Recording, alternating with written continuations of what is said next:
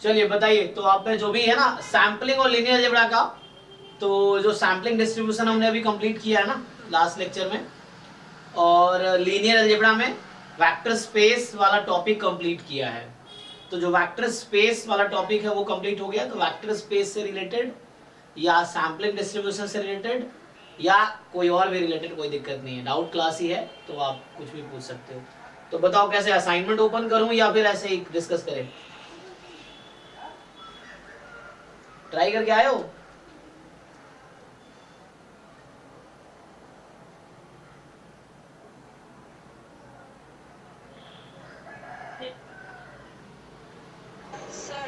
Sir confidence interval वाले questions नहीं हो रहे हैं सर। उसमें जो मतलब पाइवोटल क्वांटिटी में जो क्वेश्चन दिया होता है ना, तो कॉन्फिडेंस इंटरवल आपको किसने कहा करने के लिए? मैंने कहा है कॉन्फिडेंस। क्या आपने लीनियर अलजेब्रा के सारे असाइनमेंट कंप्लीट कर लिए जो भेजे थे मैंने? नहीं सर। फिर सैम्पलिंग के सारे असाइनमेंट कर लिए आपने? सैम्पलिंग हो गया सर। तो उसमें कोई डाउट नहीं है आपको? सैम्पलिंग में डाउट नहीं है, पर लीनियर अलजेब्रा में भी है। ऐसे कैसे सैम्पलिंग में डाउट नहीं, आपने किया ही नहीं है। चलो मैं कुछ क्वेश्चंस दिखाता हूँ, आप आंसर बताओ। क्या है सर? सारे असाइनमेंट कर लिए आपने जितने भेजे थे मैंने? हाँ, सैम्पलिंग के 5-6 असाइनमेंट भेजे थे ना मैंने। देखो लास्ट क्लास को ओपन करके चैट, 5-6 असाइनमेंट सैम्पलिंग के थे, 8-10 असाइनमेंट लीनियर अलजेब्रा के अराउंड रहे होंगे। सारे तो नहीं कर सकते, इतना कैपेबल आप थोड़ी हैं कि आप एक दिन में पूरा कर लेंगे, 2 दिन में। उसको करने के लिए आपको सप्ताह चाहिए।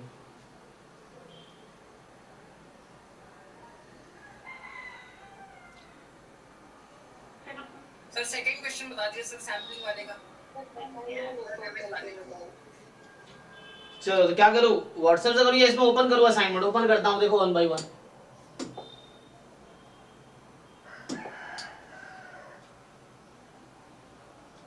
अभी जब कॉन्फिडेंस लेवल पढ़ाएंगे तब कॉन्फिडेंस लेवल कोई डाउट पूछना, तब वो क्वेश्चन होंगे। अभी नहीं होंगे तो मैं क्या करूँ, वो चीजें हैं। अभी तो पढ़ाया नहीं मैंने किसी बैच में, मतलब जो बैच 1 के बच्चे उनको पढ़ाया, बैच 2 में तो स्टार्ट ही नहीं हुआ कॉन्फिडेंस लेवल।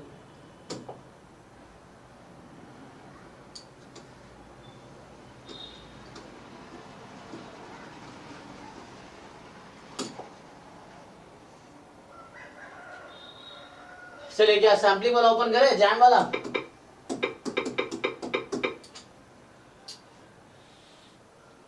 ये देख लो, इसमें कोई डाउट हो तो बताओ 1 by 1। अच्छा वो भी ओपन करते हैं, रुकिए अभी। इसमें किसी को डाउट है? इसमें कम ही क्वेश्चन है, 11 पेज है बस। देखो ये जो जैम वाला असाइनमेंट है, अच्छा सेकेंड, ओके ओके, तो इसको ओपन होने दो। सो क्वेश्चन नंबर 2, ठीक है।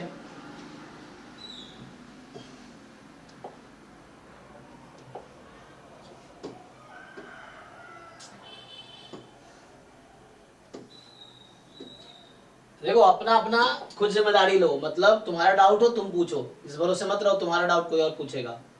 ये चीज है, तुम्हारा जो डाउट है तुम खुल के पूछो, तुमने पेमेंट किया उसका पूरा वसूल करो। सो मैंने सीखो, सीखोगे, एग्जाम निकले ना निकले लाइफ में कुछ ना कुछ अच्छा करोगे, ये चीजें हैं। जी जी 1 by 1 करते हैं। तो अभी टाइम है ना 11 बजे, अभी 6 बजे हैं, 7 बजे सॉरी 7 बजे 11 बजे, 4 घंटा है। तो जो भी लीनियर अलजेब्रा या सैम्पलिंग के या कोई बाहर के डाउट जो मैं टॉपिक कवर कर चुका हूँ उससे रिलेटेड कुछ डाउट हो तो आप पूछ सकते हैं। चलिए तो let x1 x2 x3 be a random sample from normal 3 12। Okay, and इससे स्क्वायर हम ऑलरेडी जानते हैं 1 by n-1 summation xi minus x bar whole square है। Sample mean and sample variance है। देन प्रोबेबिलिटी, तो ये कुछ ऐसा है ना, ये एक इवेंट E है, ये दूसरा F है। It is like probability E intersection F, ऐसा है ना।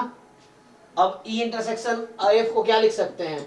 Probability E into probability F। कब ऐसा लिख सकते हैं हम लोग? इसको ऐसा कब लिख पाएंगे?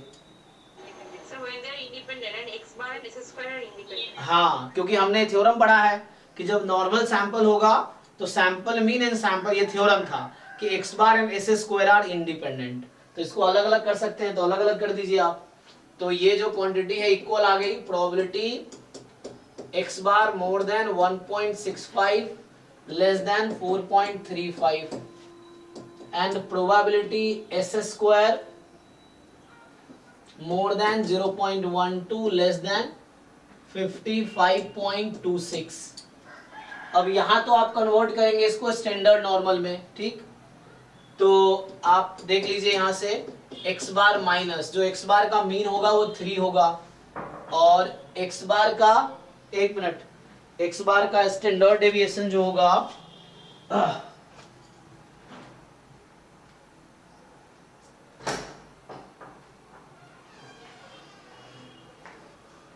आना गए थे। अच्छा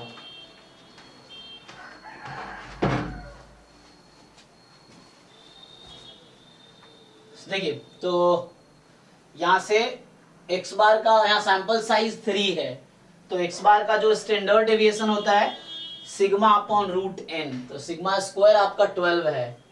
तो कितना होगा ये, है ना। तो मतलब वेरिएंस जो होता है जो x बार का वेरिएंस है वो सिग्मा स्क्वायर बाई n है ना। तो सिग्मा स्क्वायर 12 अपॉन 3 4 हो जाएगा। तो फाइनली ये 2 आ जाएगा, है ना। तो देख लीजिए x बार समझ आता है ना क्या करना होता है, हमें स्टैंडर्ड नॉर्मल में कन्वर्ट करना है इसको। तो स्टैंडर्ड नॉर्मल कैसे कन्वर्ट करेंगे, इसके मीन और मीन को सबट्रैक्ट करेंगे और स्टैंडर्ड डेविएशन से डिवाइड करेंगे। तो ये क्वांटिटी आपकी आ जाएगी 1.65 माइनस 3 अपॉन में 2 और 4.35 माइनस 3 अपॉन में 2 इनटू। अब यहाँ पे आप क्या करेंगे, तो एस स्क्वायर के लिए आसान सा कौन सा थ्योरम होता है, क्या एस स्क्वायर को स्टैंडर्ड नॉर्मल बनाएंगे या कुछ और बना ले। सर वो n-1 square upon sigma square जो वो बना लेते हैं, है ना। तो जो नॉर्मल सैंपल के लिए आपने पढ़ा ना थ्योरम, सो वहां पे क्या है कि एक तो मैंने यूज किया कि जो x बार का डिस्ट्रीब्यूशन होता है वो normal mu comma sigma square by n, एक तो ये है। और एक और थ्योरम हमने पढ़ा है n-1 S square by sigma square is chi square n-1, ठीक। तो चलिए तो ये हो जाएगा n-1 n आपका 3 है तो n-1 S square by sigma square 12 है आपका। सो सेम चीज इधर कीजिए 2 टाइम 0.12 0.24 बाई 12 लेस देन यहाँ भी 2 टाइम कर दीजिए 55.26 है 2 टाइम कर देते हैं तो 110.52 अपॉन 12। तो ठीक है जी, तो ये हो गया आपका z। तो यहाँ आ गया probability capital Z more than, इसको सिंप्लीफाई कर लो क्या आता है डेसिमल में बताओ। कैलकुलेटर यूज करो, एग्जाम में भी अलाउड है, ठीक है ना, वहां भी तुम यूज कर सकते हो। तो 1.65 माइनस 3 अपॉन 2 कितना आएगा,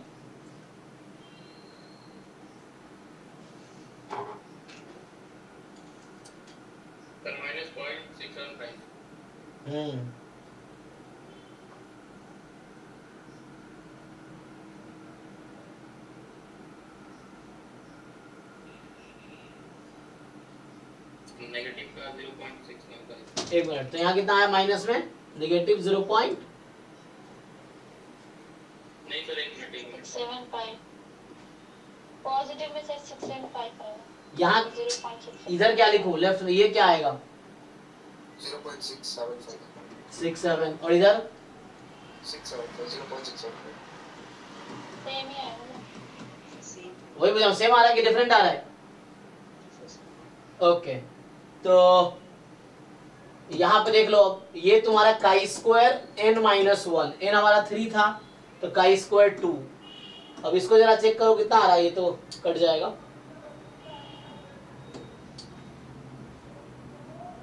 कितना होगा ये 12 है ना 0.02।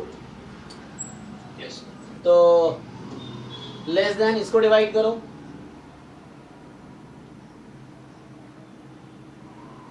9.21 9.2 यस। चलो अब ये क्वेश्चन आप लोग भैया आ रहा हो ये क्या होगा, व्हाट इज द वैल्यू। ये वैल्यू क्वेश्चन में गिवन होगी। किस ईयर का क्वेश्चन है, उस ईयर के फर्स्ट पेज पे जाओ और इंफॉर्मेशन आपको गिवन है। ये 2006 का था थे ना, तो आप 2006 वाले उस पे जाइए और क्या होगा, तो ये तो चलो फाई आ जाएगा यहाँ से, सिंपल है कि phi of 0.675 minus phi of minus 0.675, तो ये है। और इधर जब आप ब्रेक करेंगे तो देखना होगा ये कौन सा नंबर है काई स्क्वायर में और ये कौन सा नंबर है। जैसे होता क्या है, मैं एग्जांपल के लिए बता देता हूं आपको कि जैसे है ना, सो यहाँ पे कोई नंबर है काई square 2 comma let's say alpha या अल्फा 1 बोल दो, और इधर है काई स्क्वायर 2 कॉमा अल्फा 2। तो ये अच्छा ये सॉरी, चूंकि ये ग्राफ मुझे काई स्क्वायर बनाना पड़ेगा, तो अभी रफली मान लो ये काई स्क्वायर है ना, अभी समझने के लिए जस्ट, हालांकि ये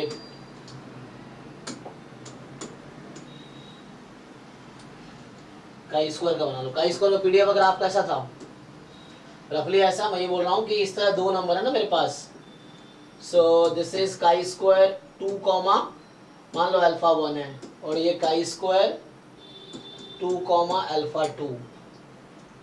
तो होगा कि अगर आपसे पूछा जाए इसमें, तो इसका ये मतलब है कि इसके आगे की प्रोबेबिलिटी अल्फा 1 है, तो इसके आगे की प्रोबेबिलिटी भी अल्फा 2 है, तो इधर पीछे की प्रोबेबिलिटी 1 माइनस अल्फा 2 होगी।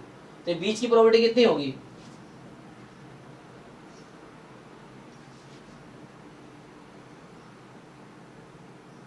बताओ भाई, बीच की प्रोबेबिलिटी क्या होगी। तो इसके आगे की प्रोबेबिलिटी टोटल अल्फा 2 है, तो ये हो जाएगी अल्फा 2 माइनस अल्फा 1। चेक कर लो, टोटल 1 आएगा इन तीनों को ऐड करने पे, this plus this plus this 1 आएगा कि नहीं। Yes sir. ठीक है ना। सो होता क्या है, ये नोटेशन आपको समझना है, what is the meaning of this notation. तो इस नोटेशन का मतलब ये है कि जो मैं नोटेशन यूज कर रहा हूँ कि डिग्री ऑफ फ्रीडम 2 है, इसके आगे की प्रोबेबिलिटी अल्फा 1 है। तो वैसे यहाँ पे क्या होगा, जब पेपर में तुम जाकर ध्यान से देखो, ऐसा लिखा होगा कि ये 9.21 की जगह लिखा होगा काई स्क्वायर 2 कॉमा कोई नंबर लिखा होगा वहां पे, चेक करो क्या है वो, और यहाँ लिखा होगा काई स्क्वायर 2 कॉमा अल्फा 2। सो 9.21 के वैल्यू दे रखा होगा काई स्क्वायर के टर्म में क्या है, और आपको ये भी बता रखा होगा 0.02 के वैल्यू काई स्क्वायर के टर्म में क्या है।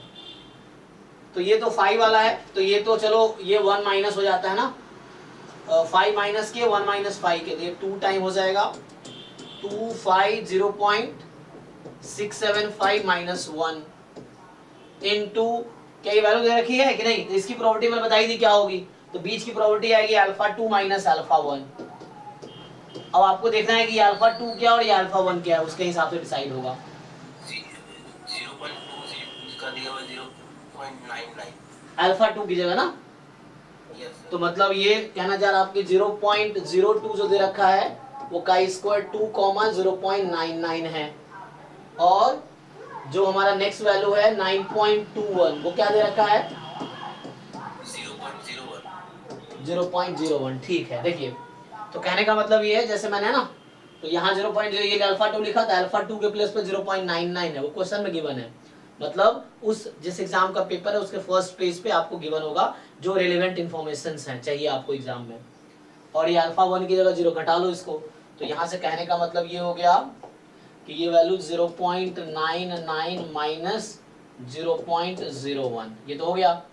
अब ये भी दे रखा होगा एग्जाम में कि ये क्या है ना, ये उसी पेपर में लिखा होगा कि 0.675 क्या है, दिया है।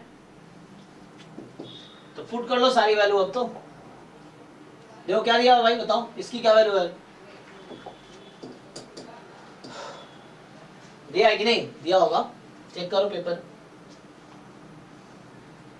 0.675 क्या है 5 0. या जेड के टर्म में दिया है क्या, हो सकता है ऐसा दिया हो जेड अल्फा करके दिया हुआ हो, ऐसा कुछ है।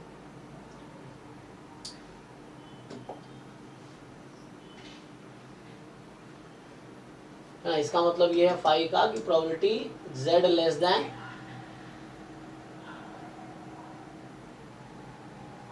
0.675। बोलो कुछ है कि नहीं, मुझे देखना पड़ेगा। यस सर 0.250 है। अच्छा 0.250 ओके। बाकी भाई तुम लोग भी अपना वेरीफाई करो, जिस ईयर का क्वेश्चन है उसका ओरिजिनल पेपर पे जाओ, ड्राइव में एक फोल्डर है PYQ जैम ईयर वाइज, उसमें ईयर वाइज पेपर है अलग अलग, उसमें देख लो फर्स्ट पेज पे जाके तो आपको मिल जाएगा। तो यहाँ से वैल्यू पुट कर लो, हो जाएगा ना जी अब, तो यहाँ से पुट कर लो। तो इसको अभी ऐसे लिख देता हूँ मैं α2 माइनस α1, तो ऐसे करके वैल्यू निकाल लो। तो 0.250 और इनटू में ये जो आ गया, ये जो घटा लो इसको, तो 0.98 हो गया, मल्टीप्लाई कर लो आ जाएगा, ठीक है। तो ये आ गया। चलो हो गया भाई, किसका डाउट था ये क्लियर हुआ कि नहीं?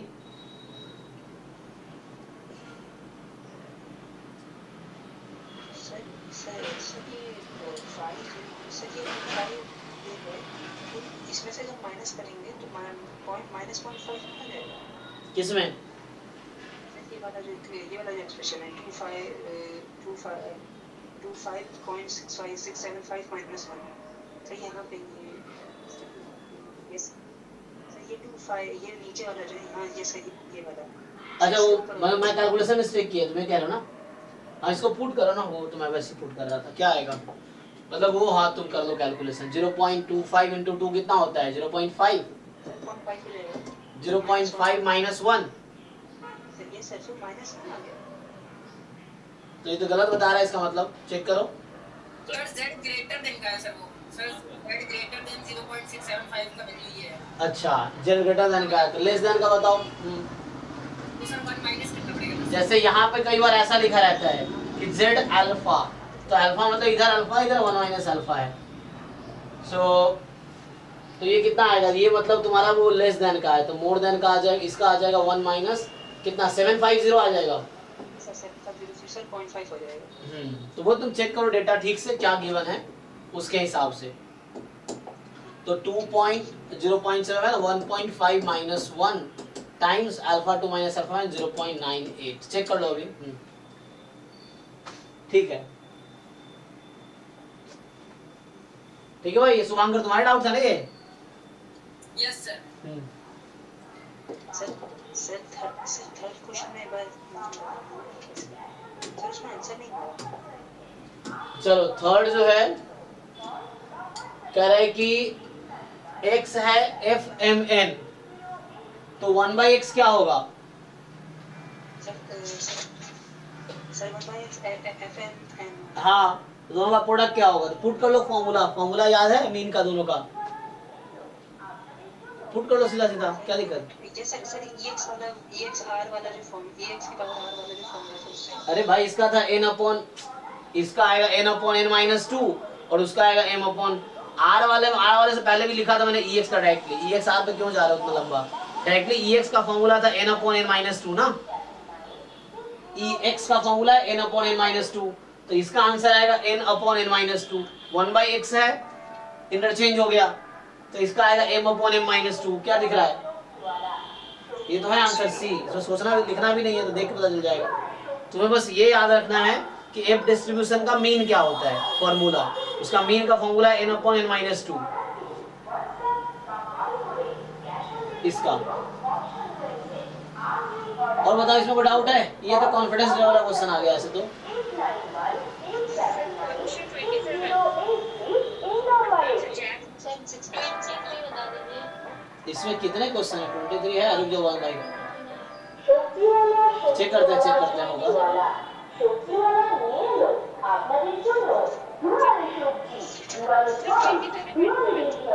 रुको 23 है ना डाउट किसका?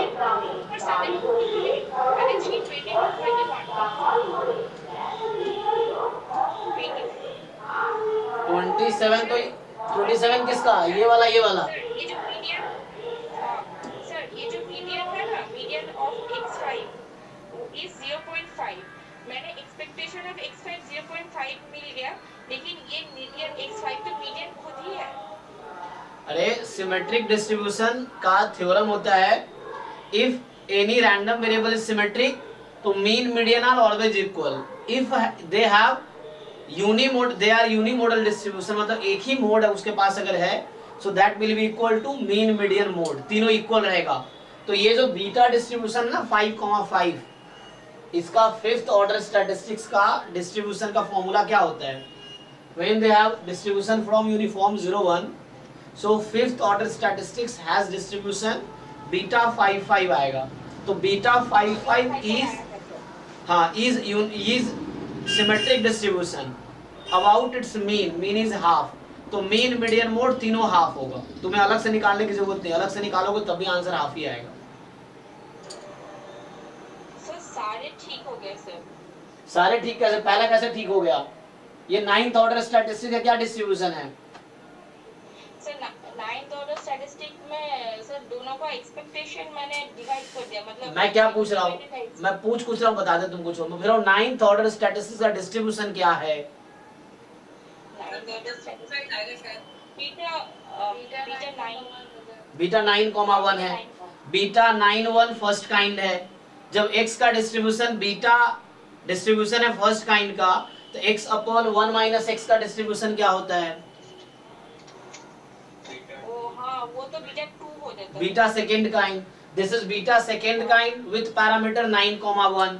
अब तुम बीटा का जाके कंडीशन देखो कि बीटा सेकेंड काइंड का मीन कब एग्जिस्ट करता है। What is the mean of beta second kind?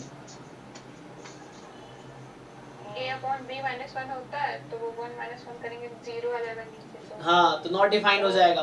तो ये जो क्वांटिटी है x9 has distribution beta first kind with parameter 9,1। x upon 1 minus x9 upon 1 minus x9 has distribution beta second kind with parameter 9,1। अब उसका जो mean आएगा वो second kind में मीन विल नॉट एग्जिस्ट। तो ये कह रहा है फाइनाइट होगा, जो गलत कह रहा था। A option is not true, not true चुनना है मुझे।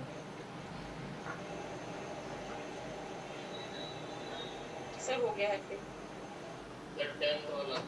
रुको रुको रुको, 10th कौन सा? अच्छा तुम्हारा 10th रह गया। ओ आगे बढ़ गए। इसमें क्या दिक्कत है? ये भी उसी तरह। 27 हाँ 23 डाउट है कि नहीं? नहीं सर 27 रुको रुको, वापस आते 10th पे। 27 में सर ऑप्शन डी में नहीं समझ में आ रहा है, कैसे करेंगे? डी में ये तो first order statistics less than second order statistics. तो ये तो हमने कराया था, आपने 2023 वाला सॉल्यूशन का वीडियो नहीं देखा पूरा। 2023 का हमने एक एक क्वेश्चन क्लास में डिस्कस किया है ना। तो बैच 3 के नाम से एक प्लेलिस्ट होगी डिस्क्रिप्शन में, आप जाओ, उसमें 5 वीडियो होगा। तो वो 5 वीडियो आप देखोगे तो जैम 2023 के एक एक क्वेश्चन का डिटेल सॉल्यूशन है, उसमें इसका भी सॉल्यूशन है, मैं बता देता हूँ फिर भी। तो जैम 2023 का हमने एक एक क्वेश्चन डिस्कस किया, 5 वीडियो है, मतलब 10 घंटे का लेक्चर है। 10 घंटे में जो एक एक क्वेश्चन बहुत डिटेल में डिस्कस किया है।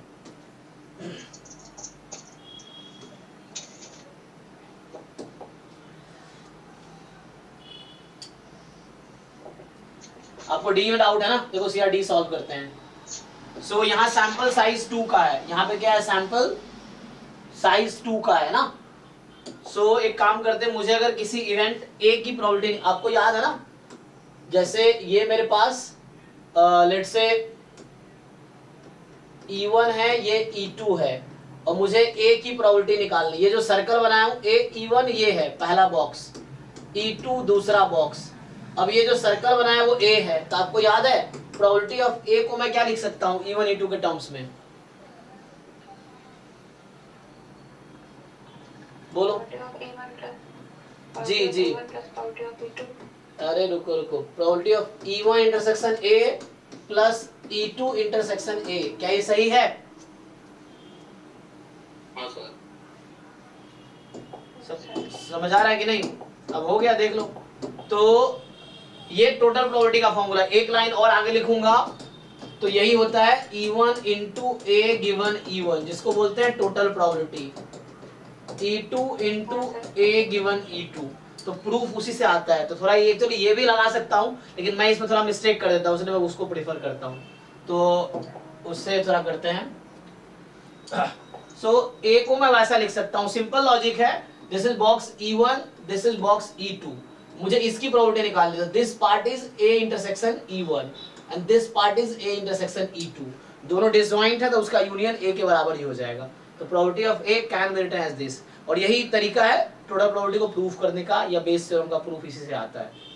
तो हो गया। अब इवन आप क्या कंसीडर करोगे, यहाँ रैंडम सैंपल साइज 2 का है, तो या तो x1 लेस देन x2 होगी या फिर x2 लेस देन x1 होगी, वही पॉसिबिलिटी है। इक्वलिटी कहीं लगा लो, पहले में ही लगा लो। तो ये E1 E2 हो गया। ए क्या है जो पूछा गया है आपसे, तो ध्यान दो यहाँ पे अगर मैं लिखूं कि ये है प्रोबेबिलिटी, ये ए इवेंट है आपका, ठीक है ना, तो मुझे चाहिए 3 time first order statistics less than second order statistics. इसको लिखता हूं मैं, ध्यान से देखो आप। तो this is your capital A जो मैं वहां लिख रखा हूं, E1 E2 इज दिस। तो सॉल्व कर लोगे आप, देखो। सो मैं लिखूंगा a इंटरसेक्शन E1, तो E1 का मतलब क्या है, x1 less than equal to x2 है, तो x1 की वैल्यू छोटी है x2 से, तो फर्स्ट ऑर्डर स्टैटिस्टिक्स किसके इक्वल आएगी, तो मेरे पास x1 x2 है ना। अब रैंडम सैंपल साइज 2 का है, तो इस, हाँ, तो इसी में से कोई फर्स्ट ऑर्डर स्टैटिस्टिक्स होगा। हाँ सर एक्सपोनेंशियल वाला जो ऑर्डर स्टैटिस्टिक्स को करना है तो 1 माइनस ब्रैकेट में t पावर, लेकिन यहाँ पे दोनों है भाई, फर्स्ट ऑर्डर सेकेंड ऑर्डर। मैं ये पूछ रहा हूँ, मैं वो नहीं, हाँ वो यूज कर सकते हो, लेकिन वो तब है जब सिर्फ फर्स्ट ऑर्डर स्टैट्स हो। यहाँ दोनों है, यहाँ ज्वाइंट यूज करना पड़ेगा। ज्वाइंट नहीं यूज करो, बिना ज्वाइंट के कर रहा हूँ, देखो। तो x1 less than equal to x2 है, तो भाई छोटा फर्स्ट ऑर्डर स्टैटिस्टिक्स में पूछ रहा हूँ इनमें से कौन सा है, x1 सो 3 टाइम x1 लेस देन, इनमें से सेकेंड ऑर्डर स्टैटिस्टिक्स कौन होगा, अंडर E1 बात कर रहे हैं हम, x2 तो जो ज्यादा है वो x2 है। तो ये हो गया पहला कंडीशन। तो यहाँ मैंने क्या लिख दिया, a इंटरसेक्शन E1 लिख दिया। a ये था, E1 ये था। जब x1 छोटी है x2 से, तो जो छोटी वाली है वो फर्स्ट ऑर्डर स्टैटिस्टिक्स है, जो लार्जर है वो सेकेंड ऑर्डर स्टैटिस्टिक्स। अब सेकेंड मैं लिख रहा हूँ E2 इंटरसेक्शन a। अब इसके हिसाब से सोचना है मुझे अब, तो प्रोबेबिलिटी अब इसी को लिखना है इसके अकॉर्डिंग। तो जब x2 है तो x2 छोटी है, तो अब ये फर्स्ट ऑर्डर स्टैटिस्टिक्स किसके इक्वल आएगी, x2 x2 के। तो 3x2 less than x1 हाँ, अब ये आप निकालना जानते हैं, how to calculate this quantity. हाँ सर ज्वाइंट को हाँ ठीक है कर लीजिए इससे। अब ये है, ये भी ऐसे ही जैसे भी आपको समझ आ रहा है, dx2 dx1 से कर लीजिए कैलकुलेशन। ये है, तो अल्लाह दोनों आइडेंटिकली डिस्ट्रीब्यूटेड है, तो दोनों का आंसर सेम ही आएगा। हो जाएगा। हाँ, आंसर तो सेम ही आएगा, तो आप इससे कर सकते हैं। और यही सब सीखना है ना, मैं भी ऐसे सॉल्व करके सीखता हूँ। तो ये अब क्योंकि एग्जाम में आप जानते हैं ऑलरेडी ऑर्डर स्टैटिस्टिक्स क्या होता है, डेफिनेशन क्या है उसका, पीडीएफ सीडीएफ क्या है, लेकिन वो जानना सफिशिएंट नहीं है ये क्वेश्चन सॉल्व करने के लिए। उसके लिए आपको पहले से सॉल्व करके जाना पड़ेगा एग्जाम में। ठीक है, तो ये हो गया, ये सब कुछ तरीका है हाउ टू सॉल्व क्वेश्चंस। तो ये टोटल प्रोबेबिलिटी वाला टेक्निक यूज हुआ है यहाँ पे। चलिए 10th पे आते हैं अब। तो और कोई डाउट रह गया किसी का इस असाइनमेंट में? 10th रह गया खाली, तो सर क्वेश्चन नंबर 20 अच्छा रुको, ऑप्शन सी और डी। कौन सा ये 20, यही ना, मतलब ये इसमें 20 ये 38 है। हाँ सर इसमें ऑप्शन डी और सी। हाँ, तो आप इसलिए क्लास में आया करो। ये हम कल कब डिस्कस कर रहे थे, आई थिंक कल ही डिस्कस कर रहे थे। कल डाउट क्लास कब हुआ था लास्ट? तो देखो, हाँ कल या परसों डिस्कस कर रहे थे, लास्ट क्लास डाउट, हाँ परसों हुआ था 9 to 11 में डाउट क्लास, उसमें ये क्वेश्चन कर रहे थे। तो इसमें क्या दिक्कत है, बी में क्या दिक्कत है आपको, ये xi यूनिफॉर्म 0 1 है, ये तो क्लास में कराया। x1 स्क्वायर का डिस्ट्रीब्यूशन क्या है, सर का स्क्वायर 1। सर सी पूछ रहे हैं। हाँ सी में, चलो सी में आओ। अच्छा सी और डी पूछ रहे हो, ठीक है। तो सी में देखो, सी में सिंपल है, एक थ्योरम था, तुम यहां से बताओ, एक तो तुम्हारे पास न्यूमरेटर का स्क्वायर बन जाएगा और डिनोमिनेटर भी का स्क्वायर बन जाएगा, ठीक। और का स्क्वायर गामा डिस्ट्रीब्यूशन होता है ना, होता है कि नहीं? का स्क्वायर इज गामा डिस्ट्रीब्यूशन, का स्क्वायर स्पेशल केस है गामा का। तो न्यूमरेटर गामा डिस्ट्रीब्यूशन, डिनोमिनेटर भी गामा डिस्ट्रीब्यूशन, यहाँ भी गामा डिस्ट्रीब्यूशन, ये भी गामा डिस्ट्रीब्यूशन, ठीक है। अब ध्यान से समझो, तो एक थ्योरम है, वो ही काफी है। अब उतना आपको समझ आ रहा होगा। देखो मैं लिखा था लास्ट टाइम ये कि x अगर है gamma alpha 1 beta and y है गामा अल्फा टू बीटा, ठीक है ना। और आप जो कॉन्सेप्ट यूज करोगे तो आपका काई स्क्वायर n बनेगा, सो दिस इज गामा n/2 1/2, ठीक है ना। आप ये यूज करना, तो जो काई स्क्वायर बनेगा उसको गामा बना लो पहले, तो ये जो आ जाएगा। देन थ्योरम ये होता है, पहला पॉइंट कि x upon y and x plus y are, ये दोनों इंडिपेंडेंट है, दिस बोथ आर इंडिपेंडेंट, ठीक है। सो बोथ आर इंडिपेंडेंट, तो दे आर इंडिपेंडेंट, तो ये थ्योरम है ना। वीके रोहतगी में पेज ही बताए थे, जाके देखना। वीके रोहतगी में जहाँ गामा डिस्ट्रीब्यूशन है तो x upon y x plus y are independent, and दूसरा कंडीशन है x upon x plus y and x plus y are also independent. So ये सेकेंड पॉइंट यूज हो गया, ये थ्योरम में ये यूज हो रहा है। देखो x upon x plus y और x प्लस वाई इंडिपेंडेंट है, देखो यहाँ पे। तो ये देखो, ये x अपॉन, मान लो ये ऐसा है, x अपॉन वाई है तुम्हारा, ये क्या है x upon y, chi square बनेगा, काई स्क्वायर बनेगा, थोड़ा मैनिपुलेट कर लेना, तो x अपॉन वाई, और ये है x प्लस वाई, तो x अपॉन वाई मतलब पूरा u इंडिपेंडेंट है डिनोमिनेटर से, ठीक। तो डिनोमिनेटर से ही इंडिपेंडेंट है बस। अब न्यूमरेटर में क्या है, x2 माइनस x3, तो न्यूमरेटर में जो है ना x2 माइनस x3, वो x2 प्लस x3 से इंडिपेंडेंट है। क्यों? क्योंकि नॉर्मल 0 1 है, तो स्टैंडर्ड नॉर्मल में x y are IID standard normal, then x plus y and x minus y are independent, तो इसीलिए वो भी एक थ्योरम है, ठीक है, स्टैंडर्ड नॉर्मल में। So x2 minus x3 and x2 plus x3 are independent, और x1 x2 माइनस x3 से इंडिपेंडेंट है ही, क्योंकि x1 x2 x3 खुद इंडिपेंडेंट एक दूसरे से। तो x1 जो होगा, तो कहने का मतलब मैंने ये दिखाया कि जो u है ना, u is independent to denominator and u is independent to numerator also. So ये पूरा u और v इंडिपेंडेंट हो गया एक दूसरे से, ठीक है। तो जो भी डिस्ट्रीब्यूशन है, ये x अपॉन y है, और ये मान लो something w upon x plus y है, तो x upon y independent of denominator x plus y and x upon y independent of w, तो ये w upon x plus y and x upon y are independent. अब इसमें क्या है, put कर दो, खुद ही बन जाएगा ये। v के जगह तुम रख दो वो पूरा, और 1 प्लस u की जगह पूरा रखो, ये खुद ही बन के आ जाएगा। बन के नहीं आ रहा? तुमने b डिसाइड किया है? सर फर्स्ट वाला ऑप्शन सही है। हाँ, तो उसी तरीके से ये भी आ जाएगा, d भी आ जाएगा। देखो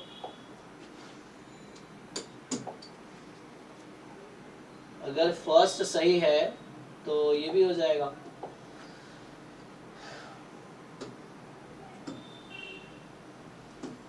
नुकसान ही है ना, क्योंकि सारे बच्चे रेगुलर तो है नहीं। देखो क्लास में 300 बच्चे होने वाले हैं, और क्लास कितने बच्चे आते हैं? अभी डाउट क्लास में कितने बच्चे हैं? 20 बच्चे। अब ये बाकी क्या है, और बाकी सबको एक ही क्वेश्चन में डाउट, क्योंकि जो मुश्किल क्वेश्चन है सबको डाउट आएगा, तो एक एक करके पूछते हैं। अगर वही रेगुलर रहेंगे तो सबका एक साथ क्लियर हो जाता है। ये है, लेकिन रेगुलर सब एग्जाम के टाइम पे जगेंगे, अभी सब सोए होंगे, है ना। कुछ लोग ऑलरेडी एक्टिव हैं, बाकी सब एग्जाम के टाइम पे जगेंगे। तो ठीक है, यहाँ पे हाफ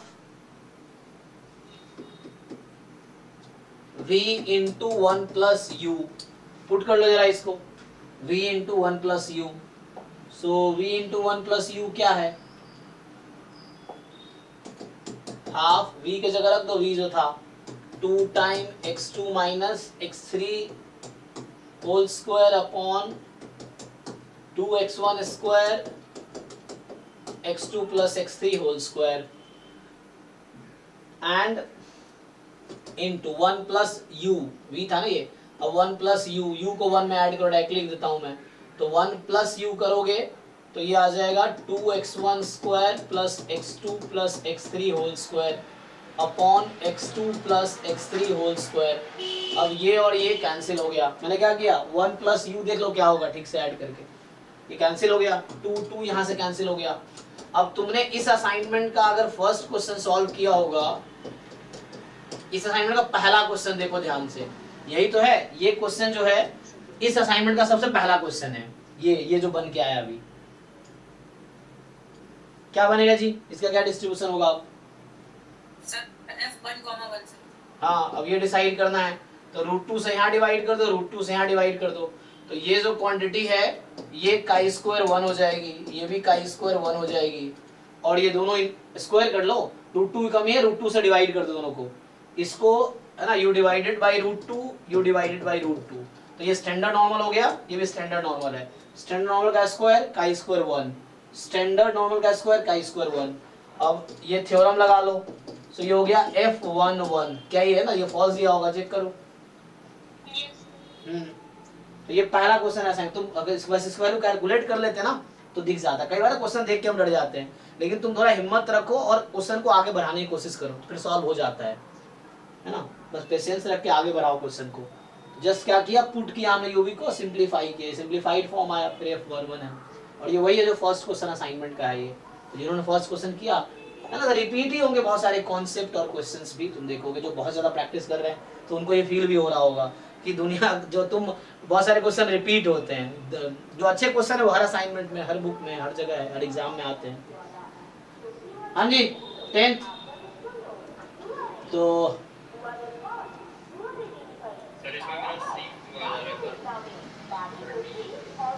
अच्छा 10th कह रहा है कि क्या दिक्कत हो रहा है? अच्छा चलिए ट्राई करते हैं। सो x1 m साइज का है, yi n साइज का है। अब ये समेशन पहले x बार में कन्वर्ट कर लो इसको, एंड x बार में कन्वर्ट करके आसान हो जाएगा, चेक करते हैं। चलो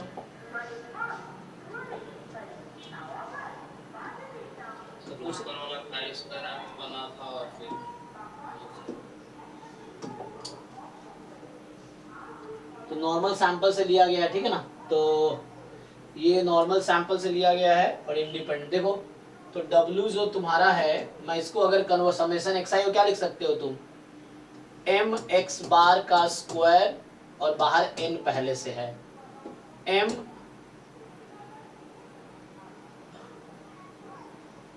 क्या लिखो ये m, और ये हो जाएगा n y बार का होल स्क्वायर। चलो इसको सिंप्लीफाई कर दो। तो तुम्हें करना क्या है, सबसे पहले सर वो y स्क्वायर है ना। हाँ अच्छा एक मिनट, ओ तो इसको मुझे थोड़ा ब्रेक करना पड़ेगा।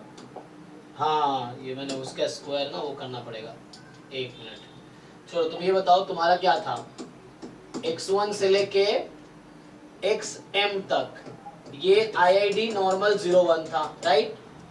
तो समेशन xi का डिस्ट्रीब्यूशन क्या है? सर नॉर्मल 0,n m तक सम है ना, सम m तक था तो m कर दिया इसको मैंने। अब तो नॉर्मल मीन तो 0 रहेगा, वेरिएंस m हो जाएगी, ठीक। तो इसका मतलब ये हो गया कि समेशन xi अपॉन √m, इसका डिस्ट्रीब्यूशन क्या होगी अब? हाँ ये नॉर्मल 0 1, क्योंकि हमने इसके स्टैंडर्ड डेविएशन से डिवाइड कर दिया। चलो तो उस तरह बना लेंगे न्यूमरेटर में। अब डिनोमिनेटर, अच्छा हाँ हाँ ये गलती हो जाती है ना, ठीक है। तो अब क्या करते हैं, समेशन वैसे ही अब yi है, तो y1 से लेके yn तक ये भी नॉर्मल 0 1 है। तो बताओ y1 स्क्वायर से लेके yn स्क्वायर तक इन सब का डिस्ट्रीब्यूशन क्या है?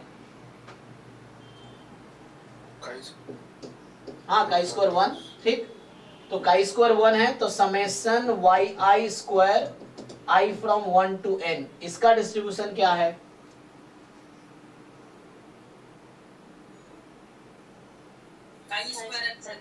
तो n टर्म तक ऐड किया तो काई स्क्वायर n, ठीक। सो अब क्या होगा,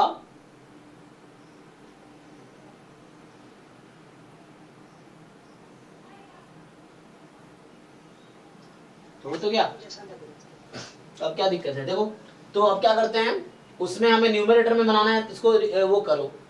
अब ठीक से लिख लेते हैं W को। सो दिस W इज, यहाँ तुम्हें था समेशन xi अपॉन √m, तो समेशन xi अपॉन √m इस पूरे का होल स्क्वायर, ठीक है। पहले से n है, अब मैंने क्या किया, तो ये जो m डिनोमिनेटर में ऊपर गया, √m बन के साथ में चला गया, ठीक है, बैलेंस हो गया। अब ये है काई स्क्वायर n, ये जो समेशन तुम्हारा वाई आई स्क्वायर है, अभी लिख देता हूँ, समेशन वाई आई स्क्वायर, इस n को डिनोमिनेटर में बुला लो, तो यहाँ से हटा दो इसको, ठीक है, तो ये आ गया। तो W तुम्हारे पास ये है, तो इसका डिस्ट्रीब्यूशन क्या है, देखो ये नॉर्मल 0 1 है, इसके स्क्वायर का डिस्ट्रीब्यूशन क्या होगा, फिर स्क्वायर का डिस्ट्रीब्यूशन क्या है, का स्क्वायर 1, यस ठीक है। तो अब देख लो अब क्या हो गया, तो अब तुम्हारा क्या बना, न्यूमरेटर है का स्क्वायर 1 और ये समेशन वाई आई स्क्वायर क्या है, का स्क्वायर n, तो का स्क्वायर n अपॉन में n ऑलरेडी है, यहाँ अपॉन में 1 कर दो, तो इसका डिस्ट्रीब्यूशन क्या आएगा, हाँ सर F1 ठीक है, देख लो। सर एक चीज बता दीजिए सर। जी सर वो जो आपने सर सेकंड लाइन में लिखा है सर, आपने बताया था x बार का डिस्ट्रीब्यूशन सर मतलब 0 कॉमा और नहीं 0 कॉमा नहीं मतलब mu comma sigma square upon f, तो सर ये 0 कॉमा f के साथ ये क्या है, सर ये समेशन x xi है। समेशन एक्स आई एक्स बार में अंतर है कि नहीं, जैसा थोड़ा अंतर है सर 1/n तो रहेगा सर। अरे भाई तो वही तो तुम्हें दिमाग लगाने हैं, यहाँ ऐड किया, नहीं कैसे हो गया सर? हाँ ये बताओ, पहले तो x बार का तुम्हें रट्टा थोड़ी मार, तुम रट्टा क्यों मार रहे हो, तुम खुद कैलकुलेट कर सकते हो, सिग्मा स्क्वायर बाई m हो जाता है यहाँ पे, जो समेशन xi है ना, तुम इसका मीन वेरिएंस काहे नहीं निकाल लेते, अगर तुमसे पूछूं what is the mean variance निकालो, मीन तो 0 ही आ जाएगा। अरे भाई ये देखो x1 से लेके xm तक था, अगर इस पे मैं मीन लगाता ना, जैसे इसका मीन लगा दूं, सो मीन ऑफ x, सबका मीन 0 हो गया, फिर ऐसे इस पे वेरिएंस लगाओ, तो वेरिएंस लगाओगे तो क्या होगा, इसका वेरिएंस क्या आएगा, यस सर समझ गया सर। तो 1 1 1 ऐड होके m हो जाएगी, तो यही तो किया मैंने वहां पे कि मीन 0 वेरिएंस m, तो मीन वेरिएंस निकाल लो सीधा, जो भी वहां पे रहेगा उसका मीन वेरिएंस निकाल लो, ठीक है जी। तो आई थिंक ये असाइनमेंट में कोई डाउट है, और देख लो सर वो एक बार वो पीछे करनी है सर, वो सर जैसे आपने एक्शन को रिड्यूस कर दिया वो 1 में, सर ये कांच पर 1 में जैसे रिड्यूस कर दिया इस एक्सप्रेशन को, सर वैसे ही एन को रिड्यूस हो जाएगा ना, एन रिड्यूस ना उसको कौन सा? सर ये वाला जो न्यूमरेटर में स्क्वायर बाहर है और डिनोमिनेटर में स्क्वायर अंदर है। हाँ वो डिफरेंस है, शुरू में ऐसे हो जाता है ना, वहां देखिए समेशन xi का होल स्क्वायर है, तो जो ब्रैकेट के अंदर है वो नॉर्मल है एक्चुअली, उसका स्क्वायर हो रहा है, इसलिए काई स्क्वायर 1 बना है। यहाँ क्या हो रहा है कि वाई स्क्वायर का सम हो रहा है, तो खुद वाई स्क्वायर काई स्क्वायर है, तो जब सम होगा तो डिग्री ऑफ फ्रीडम ऐड होता चला जाएगा, वहां डिग्री ऑफ फ्रीडम ऐड नहीं हो रहा, वो नॉर्मल का स्क्वायर है, यहाँ काई स्क्वायर का सम है, ऐसा है, ओके सर। मतलब वो अलग अलग है, वही ध्यान देना है कि वो समेशन xi का स्क्वायर है, ये yi स्क्वायर का सम है, वहां सम का स्क्वायर है, और डिनोमिनेटर में स्क्वायर का सम है, डिफरेंट है। सर एक 6th क्वेश्चन में जरा बता दीजिए सर। हाँ यहाँ बताने के लिए खड़े हैं, तुम बताओ, और कोई क्वेश्चन किसी का रह गया हो तो 6th में, हाँ क्या डाउट है,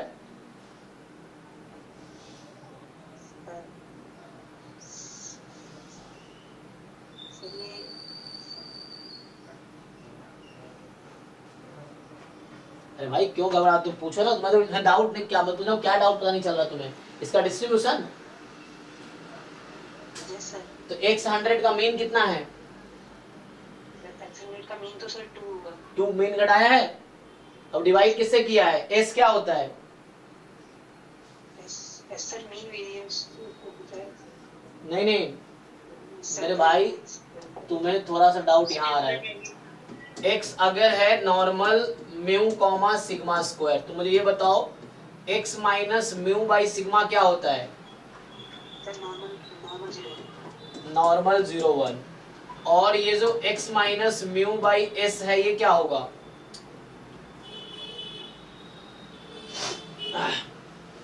जब तुम्हें नहीं दिखे तो तुम एक काम करो, x minus mu by sigma s by sigma, देखो ध्यान से, और तो ये तो तुम्हारा हो गया नॉर्मल 0 1 न्यूमरेटर में, अब इसको तुम लिख सकते हो रूट में s square by sigma square लिख सकते हो। अब ध्यान दो यहाँ पे क्या होगा कि न्यूमरेटर डिनोमिनेटर इंडिपेंडेंट होना चाहिए। यहाँ गलती साइज सैंपल साइज 100 नहीं लेना क्योंकि इंडिपेंडेंट रखना है तुम्हें, और इसका भी पर्पस यही है। देखो ध्यान से, एस का डेफिनेशन क्या लिखा है इन्होंने, एस स्क्वायर 1 से 99 तक का सम है। पहले 99 रैंडम वेरिएबल, तो 98 S square upon sigma square. तो देखो 98 S square upon sigma square upon 98, तो इस क्वांटिटी को मैंने ये नाम दिया। तो अब तुम्हें बताना है कि इसका डिस्ट्रीब्यूशन क्या आएगा। तो ये हो गया नॉर्मल 0 1 और डिनोमिनेटर है रूट में काई स्क्वायर 98 अपॉन 98, इसका क्या डिस्ट्रीब्यूशन होगा? Sir T98। हाँ T98, यही आंसर है आपका। सो T, ध्यान क्या रखना था कि न्यूमरेटर ये x 100 क्यों लिखा था, क्योंकि इस s में 1 से 99 तक रैंडम वेरिएबल आया है, और वो 1 से 99 जो है वो x 100 से इंडिपेंडेंट है। तो न्यूमरेटर डिनोमिनेटर इंडिपेंडेंट होने चाहिए, तब जाके ये t बनेगा। तो इसीलिए तो ये 100 बस इंडेक्स था, इट वाज इंडेक्स, तो वैसा है। अदरवाइज यू नो Tn-1 ना क्या था,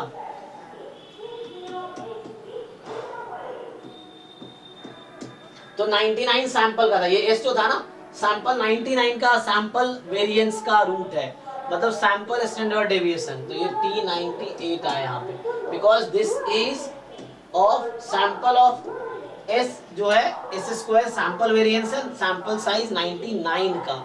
तो आपको याद होगा डायरेक्टली भी फॉर्मूला लिखते थे ना हम लोग, क्या लिखते थे कि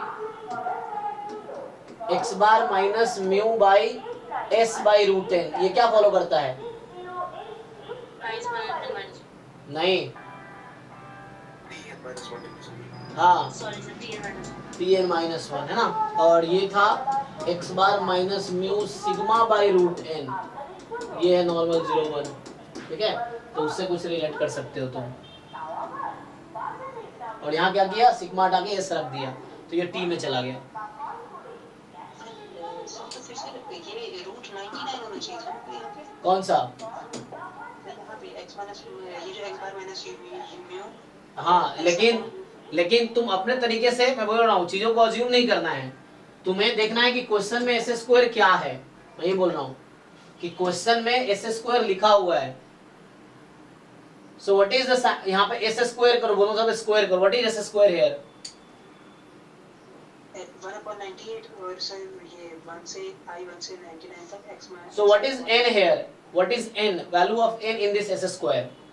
99 हाँ, तो समझ आया आपको? सर ये सर तो सर लेकिन फिर भी इसमें तो सर 98 आ रहा है। हाँ मेरे भाई, n तुम्हारा क्या है? अच्छा हाँ sir n-1 equal to n होता है, सॉरी सर एक और नीचे n-1 होता है, ठीक है ना? काई स्क्वायर n-1, इसका डिस्ट्रीब्यूशन क्या है? काई ये n-1 s square by sigma square है, n-1 s स्क्वायर, हाँ समझ तो आ ही गया तुम्हें, n-1 s square by sigma square, this is chi square n-1 and that's why n99 n-1 98।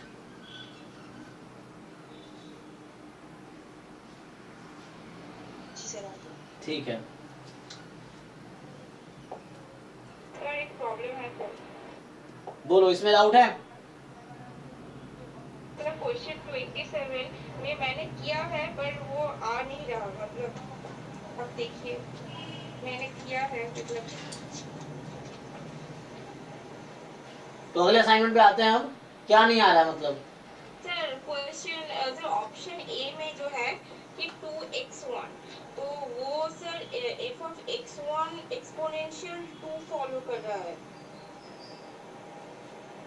मतलब उसका जो पीटीएफ निकाला है तो वो एक्सपोनेंशियल 2 आ रहा है, तो फिर उससे तो सर नहीं हो रहा, मतलब वो तो काई स्क्वायर 1 नहीं हो रहा, मतलब एक्सपोनेंशियल 1 हो रहा है ना?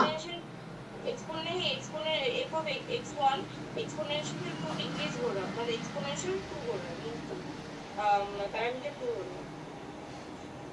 पैरामीटर 2 हो रहा है, हाँ, फिर 2 of x1 ले मीन कितना है? छोड़ो मीन कितना है उसका?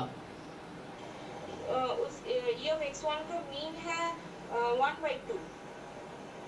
तो गलत किया तुमने, ठीक से करो। दोबारा कैलकुलेशन करो, ये तो थ्योरम होता है ना। जो मिनिमम का डिस्ट्रीब्यूशन क्या होता है जी? सर मैंने तो वही लिखा हुआ है n 1 minus capital Fx to the power small to the power n minus 1 into small fx।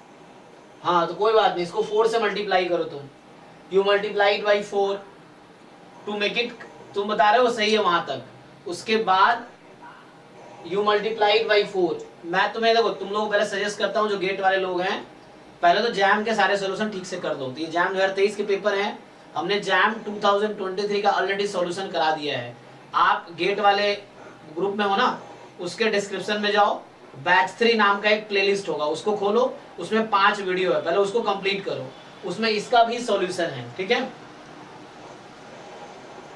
तो इसको पहले अच्छे से कंप्लीट करो। बैच 3 नाम से जो प्लेलिस्ट है, बैच 3 PYQ सॉल्यूशन स्टार्ट किया था हमने, 4-5 क्लास लिए थे, उसमें 2023 के सारे क्वेश्चंस, एक क्वेश्चन हमने डिस्कस किया था। यहाँ करना क्या है, यू मल्टीप्लाई इट बाई 4, ठीक है। फर्स्ट ऑर्डर स्टैटिस्टिक्स आया, एक्सपोनेंशियल कितना 2 आया ना। So what is the 4 time first order statistics का डिस्ट्रीब्यूशन क्या आएगा?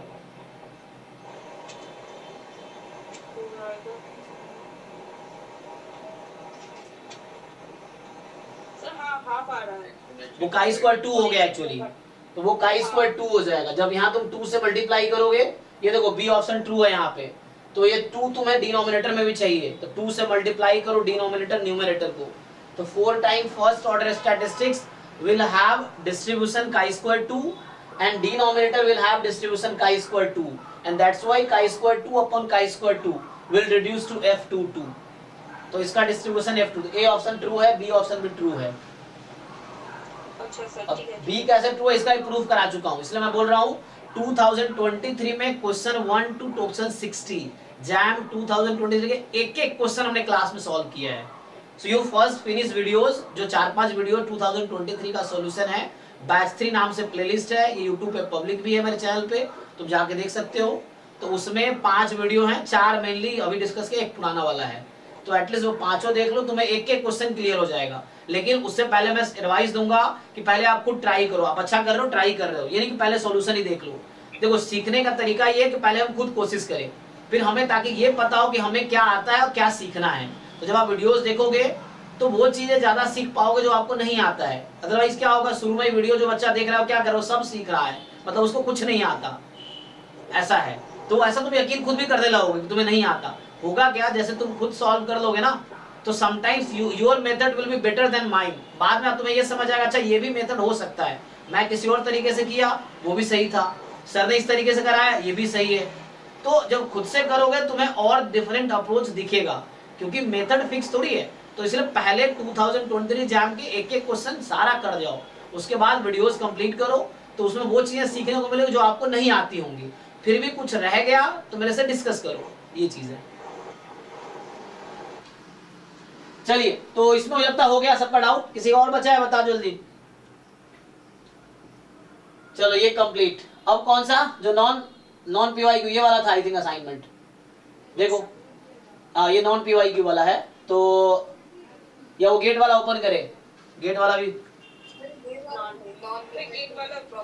ठीक है। अभी ये करते हैं नॉन PYQ, ये भेजा था मैंने ग्रुप में, इसमें 100 क्वेश्चन होंगे ना, यही वाला है शायद 100 क्वेश्चन है इसमें। कितने हैं? 40 क्वेश्चंस का दिया था हमने नॉन PYQ। अच्छा इसका शायद कम, अच्छा वो एस्टिमेशन वाले में 100 होगा। तो अच्छा इसमें ज्वाइंट एंड सैम्पलिंग डिस्ट्रीब्यूशन नाम से है, इसमें कौन सा डाउट है आपको? ये वाले में नहीं चलेगा, आपकी सैम्पलिंग डिस्ट्रीब्यूशन उसको आई थिंक नेहा को डाउट। हाँ जी नेहा आपको डाउट है इसमें? नहीं, दूसरे वाले एक मिनट दूसरे वाला खोलता हूँ, ये वाला होगा। अच्छा अरे दूसरे तनुजीत चक्रवर्ती का आ गया, तो हाँ ये वाला होगा।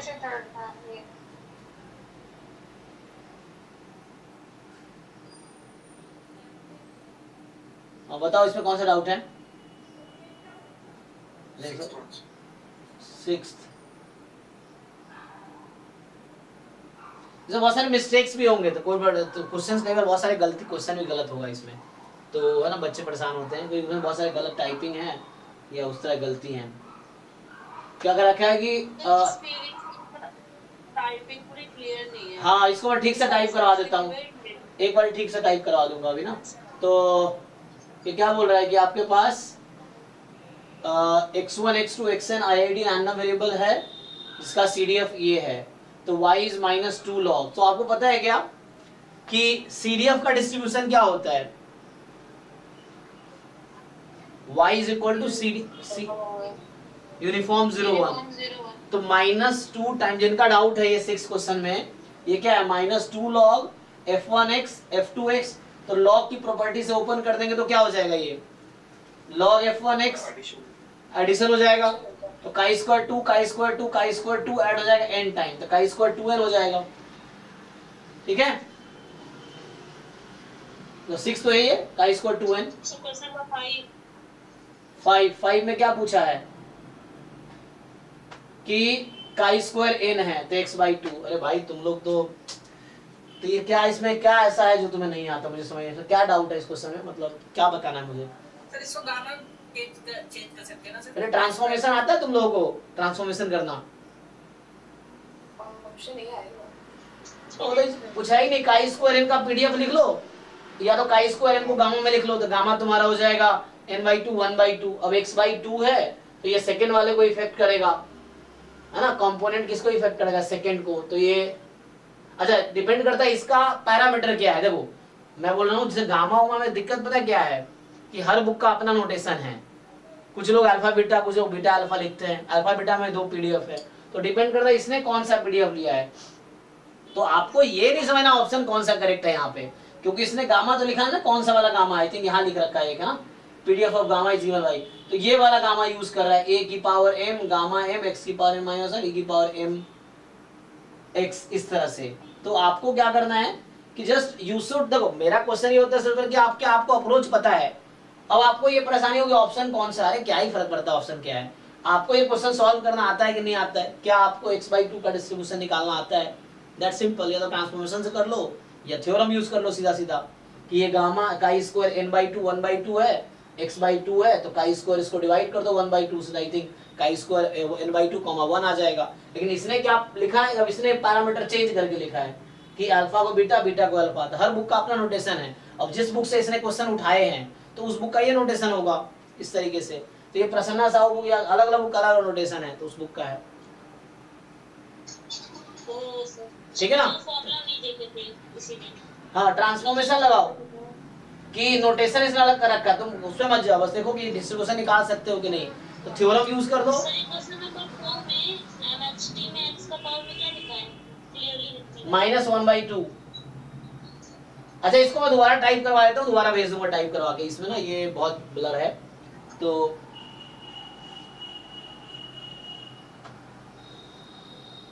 x नॉर्मल 0 1 है तो mxt क्या होगा, किसका mxt, x स्क्वायर का। अच्छा इसमें बहुत क्लियर नहीं है ना, हाँ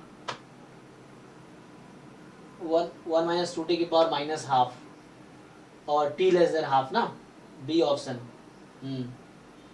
ये x स्क्वायर है, x स्क्वायर का पूछ रहा है आपसे, नॉर्मल 0 1 है तो x स्क्वायर का, x स्क्वायर क्या होगा, chi square 1।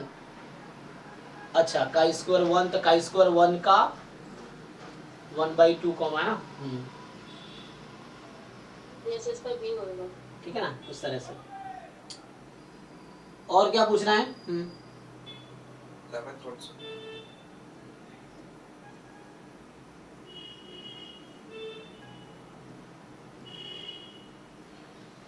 The 11th.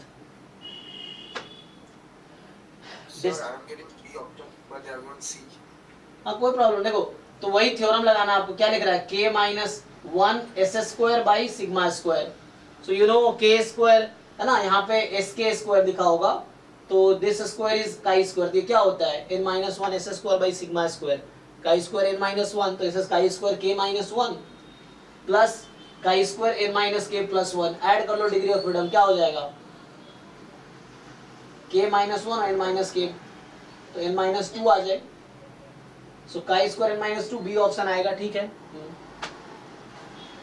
The first one has distribution chi square n - 1, second one has distribution chi square n - k - 1। When you add two random variable their distribution is just add degree of freedom. तो k-1 plus n-k-1, के cancel हो गया, तो यहाँ पे n-2 आ गया। This is the option. हाँ, और बताओ। 90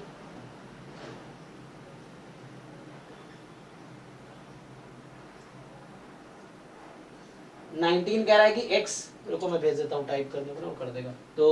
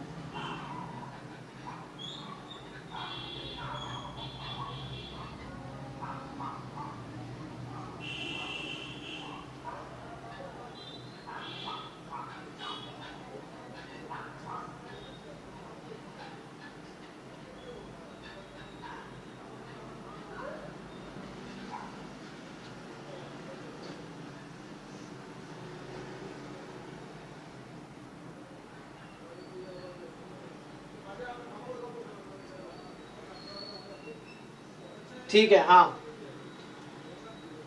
21, हाँ बताओ। सर 19 में अगर एज्यूम कर भी लेते हैं कि वो x follows t n जो लग रहा है कि वो फॉलो करेगा, तो ये इसका डिस्ट्रीब्यूशन को अप्रोच कैसे करेंगे? मतलब x पर 1 प्लस x स्क्वायर का पावर माइनस में इसका डिस्ट्रीब्यूशन पता है, बट ये सॉल्व नहीं हो रहा है इसलिए पूछ रहे थे। ये क्या है, t क्या है यहाँ पे, n दिख रहा है। लग तो रहा है हाँ सर, ये मतलब कोई भी फ्रीडम इस एक्सप्रेशन का डिस्ट्रीब्यूशन निकालना हो, अज्यूमिंग n हो तो अच्छा, एक मिनट।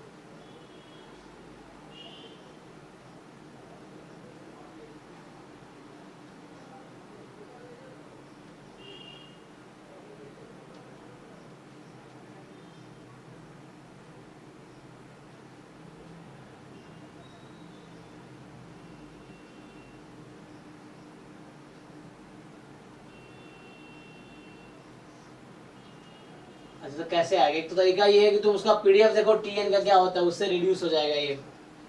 टीएन के पीडीएफ में आता है ना कहीं ना कहीं 1/x² तो आता है वहां पे कुछ ना। टीएन का पीडीएफ क्या होता है, टीएन के पीडीएफ देखो तो सिंपली ट्रांसफॉर्मेशन का फॉर्मूला यूज कर लो। जो तुम्हें डायरेक्टली रिजल्ट ना याद हो तो फॉर्मूला यूज कर लो। ये देख लो पीडीएफ क्या है, तो ये फंक्शन क्या होगा। जैसे पीडीएफ में है 1 plus x square by n। हाँ तो रिड्यूस हो जाएगा वो। मतलब इस क्वेश्चन में ट्रांसफॉर्मेशन लगा के सॉल्व कर दो। जी जी, ट्रांसफॉर्मेशन इसमें लगा लो। हाँ y बराबर gx टाइप का है तो ट्रांसफॉर्मेशन लगा लो। ठीक है सर, जाओ। नेक्स्ट कौन सा है? सर 20। इसमें क्या दिक्कत है, देख कर डर लग गया क्या तुम्हें? नहीं सर, वो a स्क्वायर वाला जो टर्म है ना, उसका वो समझ नहीं आ रहा डिफरेंस।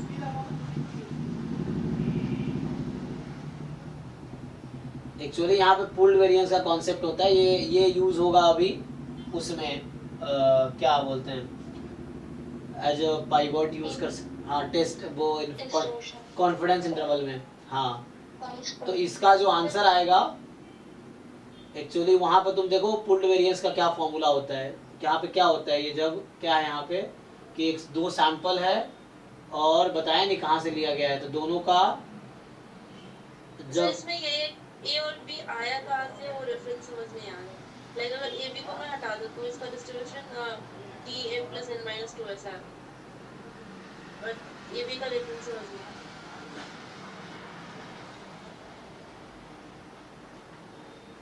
जैसे न्यूमरेटर में क्या है, हाँ अगर a n b नहीं होगा तो b ऑप्शन होगा। अरे a यहाँ b क्या है खुद दिया भी। न्यूमरेटर उसके साथ लाओ। इसका न्यूमरेटर में स्टैंडर्ड नॉर्मल कैसे बन रहा है वो,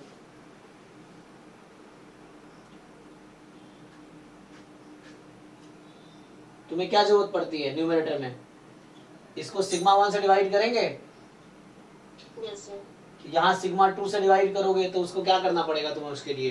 सर आई गेस इसके वेरिएंस को ए स्क्वायर और बी स्क्वायर यूज किया तो ऐसा फॉर्म आ जाएगा। हाँ उसने लिखा नहीं है ना, उसको लिखना चाहिए ए बी क्या है। आई गेस ये पूल कॉन्फिडेंस से करना पड़ता है अगर हाँ, हाँ। ए और बी वेरिएंस अकॉर्डिंग तो हाँ हो सकता है ये बोल लिया हो actually sigma square by m sigma square by n. एक सैंपल साइज एन का है ना तो उसका वेरिएंस बी होगा, ठीक है ना, और एक सैंपल साइज एक एम का होगा एक एन का होगा। तो एम वाले का वेरिएंस सिग्मा स्क्वायर की जगह ए स्क्वायर दिया है, तो पहले सैंपल का वेरिएंस ए है, दूसरे सैंपल का वेरिएंस बी है, उससे कर लो हो जाएगा। So A B are variances of different samples. एक सैंपल का वेरिएंस है दूसरे का, मतलब ए नहीं, ए स्टैंडर्ड डेविएशन है A square B square. Sigma square होता है ना, तो सिग्मा स्क्वायर की जगह एक सैंपल में ए स्क्वायर दूसरे सैंपल में बी स्क्वायर है, तो उससे हो जाएगा। क्वेश्चन नंबर 36 ठीक है, एक मिनट इसको बोलते हैं।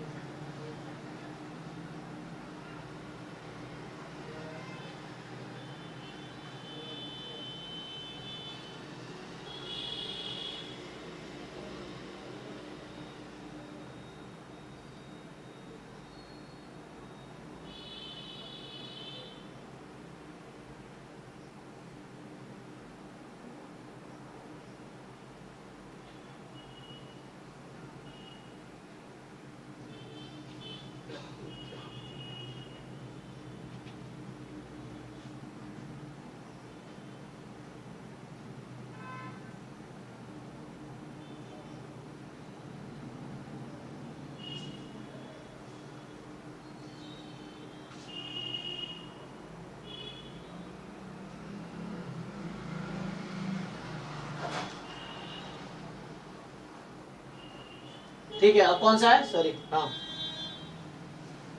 37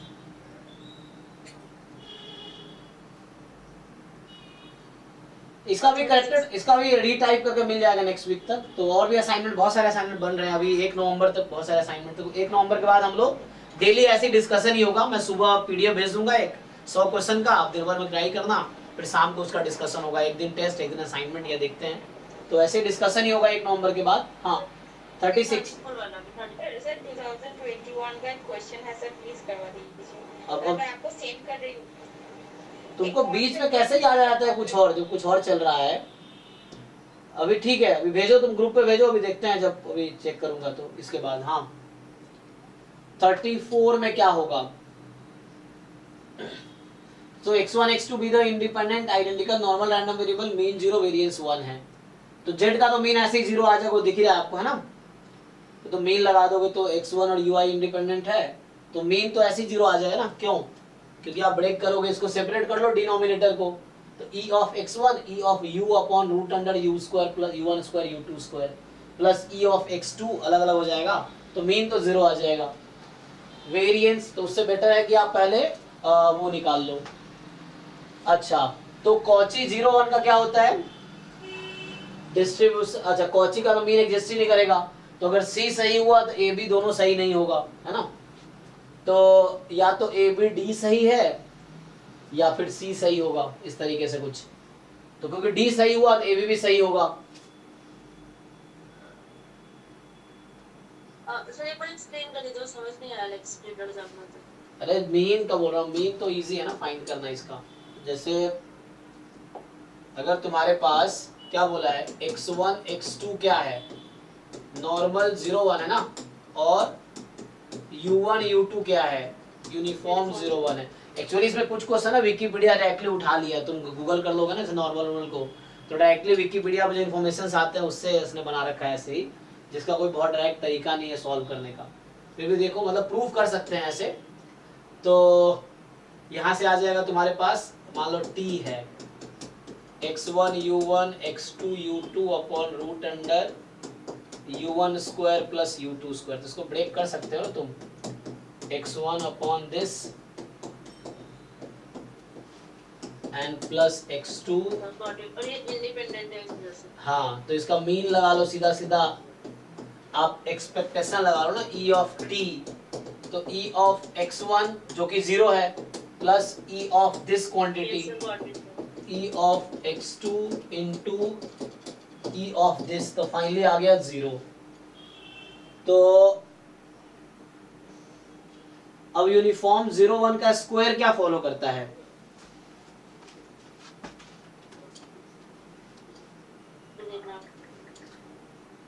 क्या होता है यूनिफॉर्म 0 1 का डिस्ट्रीब्यूशन का स्क्वायर? ऐसा स्टैंडर्ड बड़ा नहीं से निकालना नहीं। हाँ, ऐसा कोई स्टैंडर्ड है नहीं है। क्या कुछ दिया है, बट क्या? बीटा फर्स्ट काइंड और सेकंड काइंड ऐसा कुछ नहीं है। मतलब x रेज़ टू n का डिस्ट्रीब्यूशन बीटा 1/n, 1 ऐसा कुछ। तो जहां सिर्फ बीटा लिखा हो बीटा 1 होगा, ठीक है ना। जहां सिर्फ बीटा लिखते हैं तो वो बीटा फर्स्ट काइंड होगा, अदरवाइज बाकी जगह बीटा 2 लिखा होगा या बीटा प्राइम लिखा होगा। तो उसको प्रूव कर सकते हैं ना हम लोग, मतलब प्रूव तो कर ही सकते हैं, वो चीज है। अच्छा, हाँ ना, विकिपीडिया पे इन्फॉर्मेशन ना। सर इसको x1 by root over u1 square plus u2 square करके हम इसको t2 डिस्ट्रीब्यूशन में कन्वर्ट कर सकते हैं। ठीक है, एक्सपेक्टेशन निकाल लेंगे फिर तो हो जाएगा ना। हाँ, तो वो भी कर सकते हैं। u1 अलग रहेगा तो कोई बात नहीं है, लेकिन इंडिपेंडेंट रहेगा वो।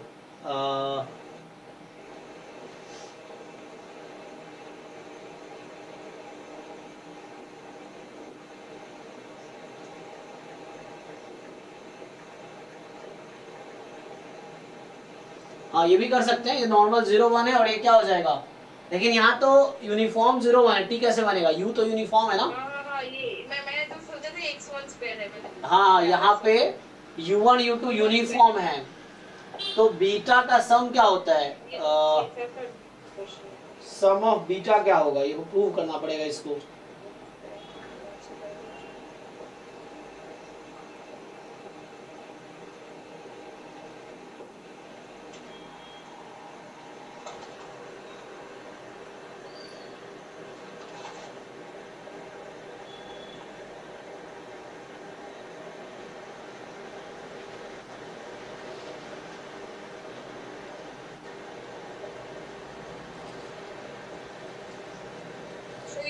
बीटा का मान तो बन रहा है। सर ये बीटा हो रहा है सर, बीटा फर्स्ट काइंड। कौन सा? सर वो u1 स्क्वायर। हाँ, u1 स्क्वायर बीटा बनेगा, ठीक है। 1, 1 बीटा बनेगा सर हाफ 1 होगा सर। बीटा में क्या बन रहा है? 1 बीटा में क्या? सर f y और y बीटा फर्स्ट काइंड होगा। अच्छा, तो बीटा z मतलब 1/2 मतलब उसका जो मतलब मैंने ट्रांसफॉर्मेशन लिया है u1 स्क्वायर का, उससे निकल रहा है half z to the power half minus 1, उसको 1 minus z to the power 1 minus 1, तो फिर बीटा हाफ 1 हो रहा है। ओके। फिर वो बीटा हाफ 1 को हम काई स्क्वायर में भी लिख सकते हैं।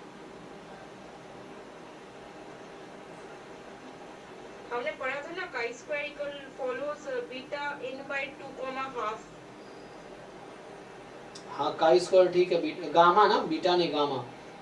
हाँ, बीटा नहीं गामा। ओह सॉरी, ये तो गामा है। मैं दूसरा डिस्ट्रीब्यूशन आ रहा है y स्क्वायर का, बीटा हाफ कर रहा है।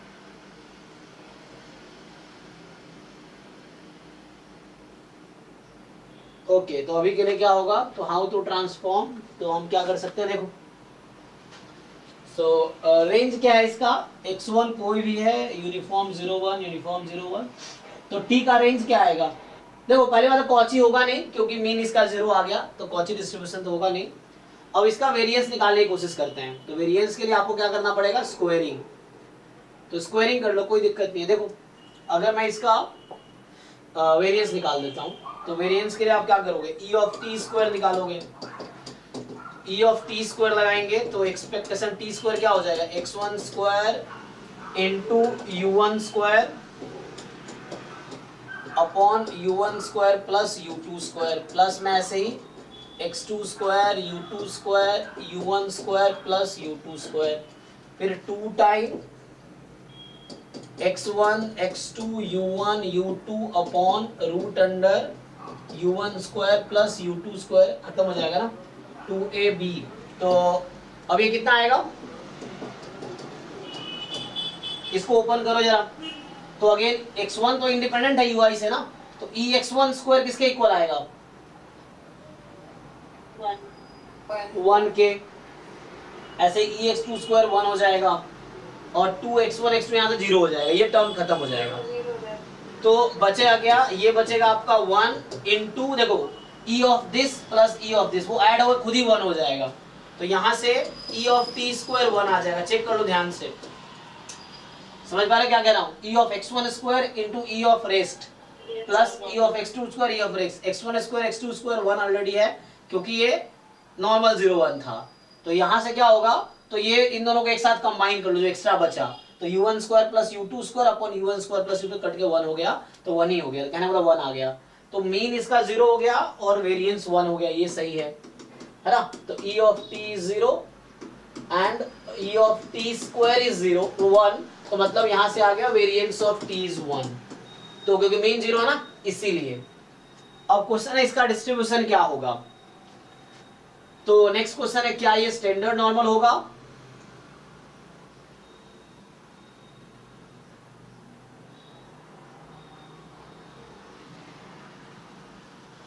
इन दोनों के स्क्वायर का सम हो जाएगा 1, नहीं इसका ये और ये इसके स्क्वायर का सम क्या होगा, मतलब ऐसे सम तो 1 नहीं होगा लेकिन स्क्वायर का सम 1 होगा, राइट।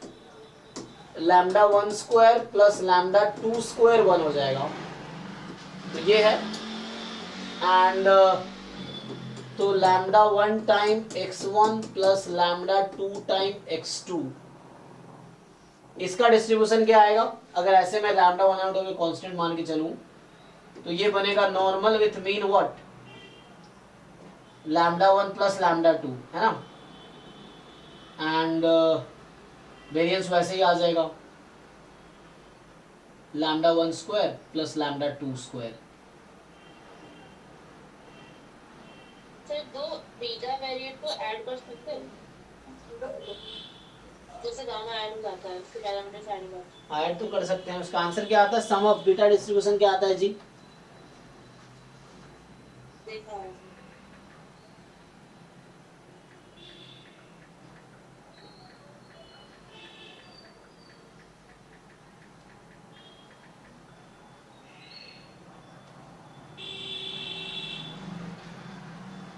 तो ये बीटा ही होगा, सम ऑफ 2 बीटा, लेकिन उसमें ये है कि लाइक इसका स्पेशल केस है।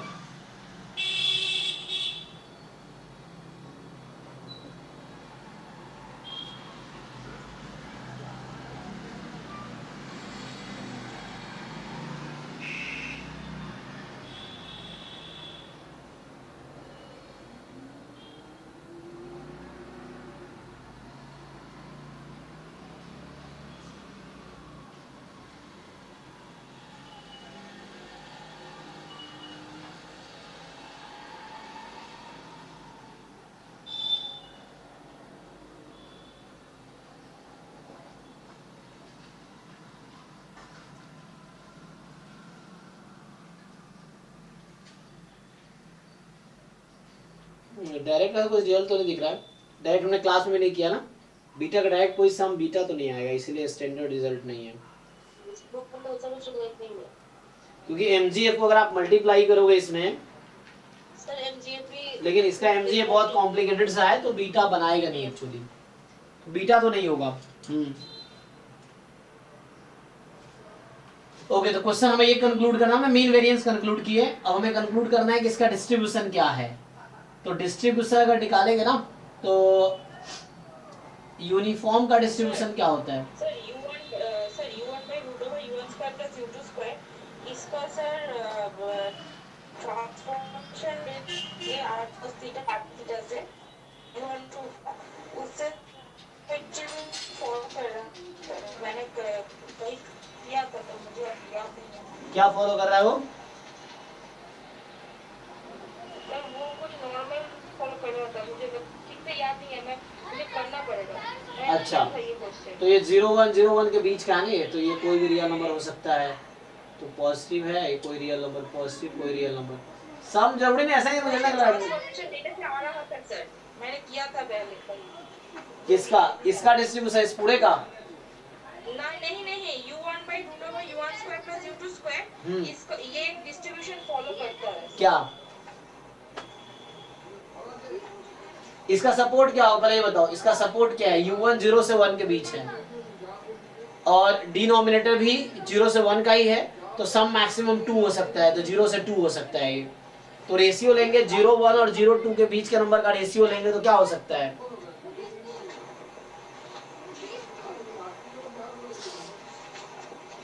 पॉजिटिव रियल नंबर ही आएगा, रेशियो तो पॉजिटिव ही आएगा, नेगेटिव नहीं आएगा।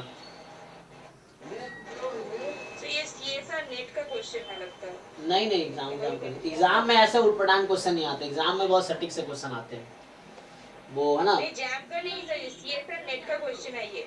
ओके, हो सकता है, देखना उसमें क्या है। तो इसका आंसर का मीन वेरिएंस यही है, तो पहला तो ट्रू है, दूसरा भी ट्रू है। अब सी तो गलत होगा क्योंकि कॉची होगा तो मीन एग्जिस्ट नहीं करेगा, तो जेड नॉर्मल 0,1 हो सकता है, श्योर नहीं है, तो उसके लिए प्रूफ करना पड़ेगा हमें, है ना।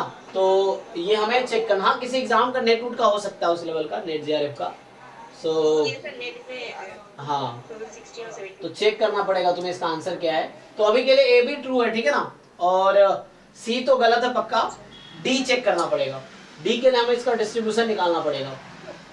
डी के लिए ट्रांसफॉर्मेशन ही लगाना पड़ेगा। हाँ, नहीं तो कुछ ऐसा एमजीएफ निकाल सकते हैं इसका, एमजीएफ निकाल लो, लेकिन एमजीएफ के लिए कॉम्प्लिकेटेड हो जाएगा सर, यहाँ से उसको ट्रांसफॉर्मेशन ही लेना पड़ेगा। तो स्क्वायर करेंगे तो जेड स्क्वायर u1 स्क्वायर है ना, तो sir u1 = r cos theta और u2 = r sin थीटा ऐसे लेंगे तो r का रेंज आ जाएगा 0 से इंफिनिटी तक, और sin थीटा cos थीटा का थीटा का रेंज आ जाएगा 0 से π/2। r 0 से 1 ही होगा, तो क्योंकि ये u की वैल्यू 0 से 1 है ना, तो r 0 से 1 में रहेगा, तो मुझसे भी ट्राई कर सकते हो। हाँ सर अगर z नॉर्मल फॉलो करता है तो इसकी जो इसका जो सपोर्ट है -∞ +∞ जाएगा ना। हाँ मतलब z का हाँ तो वो कैसे जाएगा? अगर हम लोग जैसे इसका हम ट्रांसफॉर्मेशन में लगा देते हैं, हमें जॉइंट पीडीएफ लिखना होगा x1 और ये q1 का। तो x1 cos theta + x2 sin theta, क्या इस तरह का नंबर नॉर्मल फॉलो करता है? नॉर्मल का लीनियर कॉम्बिनेशन नॉर्मल होगा ना, तो ये लीनियर कॉम्बिनेशन तो है नहीं। अगर इंडिपेंडेंट नॉर्मल है तो मान लो ये बाईवेरिएट नॉर्मल भी अगर है, सो बाईवेरिएट में नॉर्मल होने के लिए क्या होना चाहिए? लेकिन नॉर्मल 0,1, क्योंकि ये इसने रिड्यूस कर दिया ना, में भी ट्रू हो सकता है ये, क्योंकि u1² u2² है ना ये मिलके, तो जेड को प्रूफ करना पड़ेगा। ए भी ट्रू है, डी चेक करना पड़ेगा हमें, तो उसका प्रूफ देखना पड़ेगा उसके लिए, ठीक है। तो प्रूफ हम सिंपली वही कर सकते हैं, r cos theta + r sin theta, उससे भी ट्राई कर सकते हैं। तो ये r कैंसिल हो जाएगा, तो x1 cos theta + x2 sin theta, लेकिन वहाँ पे ये है कि cos थीटा किसके बीच में होगा? 0 से 1 के बीच रहेगा, क्योंकि पॉजिटिव ही लेना है मुझे, ठीक है। एंड फिर डिस्ट्रीब्यूशन क्या आएगा? सो linear combination is this 0। cos + sin 0 कब होता है? sin cos = -sin।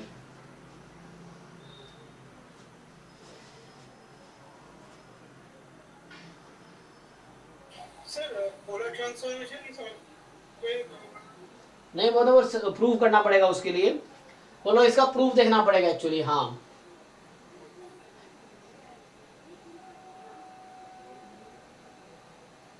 ठीक है, इसको प्रूफ करके देखते हैं, तुम भी ट्राई करना, क्योंकि बाकी ए भी तो ठीक है। नेक्स्ट बताओ, इसका नेक्स्ट बताओ, टाइम ज़्यादा किल नहीं करते, नेक्स्ट टाइम ट्राई करेंगे। सर प्लीज प्रूफ एक बार चेक कीजिए सर प्लीज।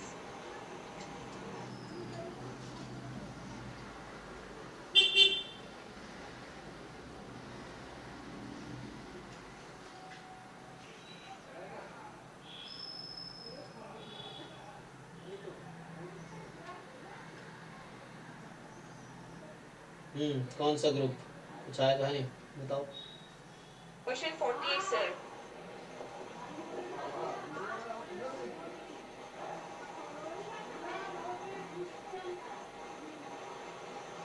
अभी 48 पे आते हैं। 48 बहुत आसान क्वेश्चन हमने क्लास में ऑलरेडी सॉल्व करवाए हैं। तुम मैक्सिमम की प्रॉपर्टी यूज करो, ये क्लास में करा चुका हूँ सॉल्व में। सर एक्स मतलब वही चीज तो थोड़ी सी समझा दीजिए ना सर। जो वो एक्स है वो भी रैंडम वेरिएबल, उसका सफिक्स भी y रैंडम वेरिएबल है, वो थोड़ा सा बोल दीजिए। हाँ, तो उसको कंडीशनल में कन्वर्ट कर लो। y की जगह मान लो तुम k है और साथ में y का pmf से मल्टीप्लाई करो। तो थोड़ी सी हाँ, इसके बाद करेंगे, अभी बीच में नहीं होगा। हाँ, ये इसको कंप्लीट कर लेते हैं, उसके बाद बाकी जो व्हाट्सएप ग्रुप में और भी डाउट्स हैं ना उसको डिस्कस करेंगे। ये बताओ जी, इसमें और कौन सा क्वेश्चन है? 36। तो ये क्या है? एक्स वाई, एक्स क्या है? नॉर्मल 0 25 है और y कोई रैंडम वेरिएबल है जो इंडिपेंडेंट है x से, जिसकी वैल्यू 1 या -1 है सिर्फ। तो विथ इक्वल प्रोबेबिलिटी, मतलब x डिस्क्रीट है, नहीं y डिस्क्रीट है और इसका सपोर्ट में -1 या 1 है। तो z तुम्हें डिफाइन कर रखा है xy plus x upon y. तो x कॉमन ले लो, y प्लस 1 अपॉन वाई, और वहाँ x कॉमन लोगे y माइनस 1 अपॉन वाई।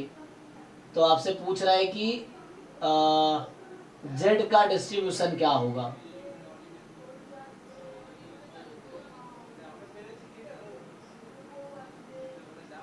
तो क्या प्रॉब्लम है इसमें? इस तरह क्वेश्चन में क्या करोगे? एक बार y की जगह 0, एक बार 1 रख दो।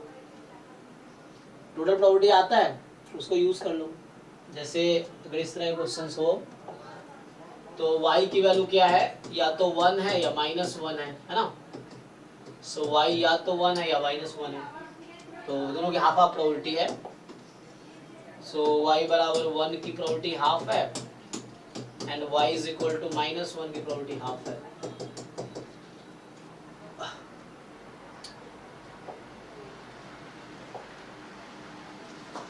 तो क्या होगा? तुम्हारे जैसे मान लो डिफाइन कर रखा है z है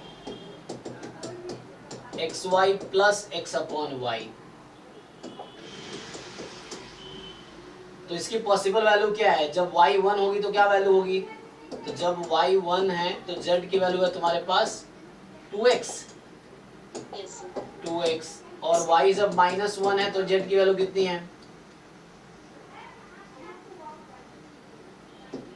-2x। हाँ, और इसका डिस्ट्रीब्यूशन क्या है? अभी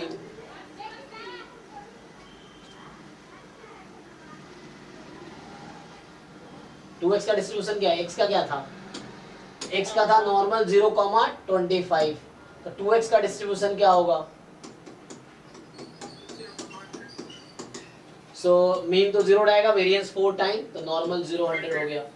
ये भी वही रहेगा, नॉर्मल 0 100 ही रहेगा। ठीक, तो अब यहाँ से कहने का ये मतलब है कि तुम्हारा जो z है, अब यह w था कि xy minus x by y, है ना, बीच में माइनस लगा रखा है। तो सेम चीजें हैं, w भी क्या होगी? जब y 1 है तो उस केस में w जो होंगी, जब y 1 है w क्या होगी?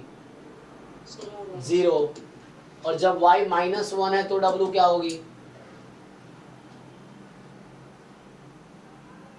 तब भी 0 होगी। चेक करो, नहीं तब देख लो एक बारी। हाँ, क्योंकि क्या हो रहा है? y -1 बाई वाई, तो माइनस सेम नंबर तो सब्ट्रैक्ट हो रहा है, तो तब भी 0 हो जाएगा। हाँ है ना। तो कहने का मतलब ये हो गया। तुम्हें अब क्या निकालना है इसमें? डिस्ट्रीब्यूशन। इस तरह के क्वेश्चन है ना, तो हाँ नेट पे ज्यादा आते हैं इस तरह के क्वेश्चन, नेट जेआरएफ में ऐसा क्वेश्चन मिल जाएगा। तो यहाँ से अगर मैं फाइंड करूं z का डिस्ट्रीब्यूशन, तो z देखो यहाँ पे क्या है, जैसे अगर z के CDF से स्टार्ट करूं मैं, तो क्या मतलब है कि ऐसा होगा कि probability capital Z less than equal to small z। इसका मतलब हो गया कि capital Z less than small z intersection या तो y 1 है या y -1 है। क्या यूज कर रहा हूँ? टोटल प्रोबेबिलिटी, जो शुरू में कॉन्सेप्ट बताए थे कि दो ही पॉसिबिलिटी, या तो y 1 है या y -1, E1 E2। मुझे किसी इवेंट की प्रोबेबिलिटी निकालनी है तो उस इवेंट की प्रोबेबिलिटी इसके साथ इंटरसेक्शन इसके साथ डिसजॉइंट है तो सिंपली सम हो जाएगा। तो प्रोबेबिलिटी ऑफ ए बराबर probability of A intersection E1 plus probability A intersection E2। तो यहाँ से क्या हो गया कि जब y बराबर 1 है तो z की वैल्यू क्या हो जा रही है, व्हाट इज z 2x ना, 2x तो probability 2x less than equal to z intersection y is equal to 1 plus आगे क्या होगा फिर -2x less than equal to z intersection y is equal to -1। अब x और y तो independent था तो ब्रेक कर दो, तो ब्रेक कर दोगे तो y बराबर 1 हाफ हो गया और 2x का डिस्ट्रीब्यूशन क्या है, हाँ तो उसका CDF हो गया CDF ऑफ 2x।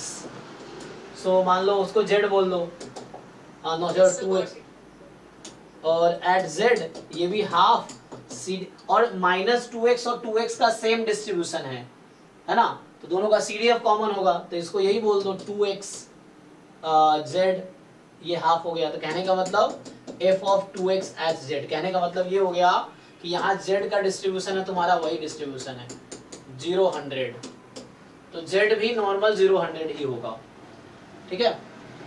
और W क्या होगा, W की वैल्यू हर केस में प्रोबेबिलिटी 0 ही है, इसका क्या मतलब है,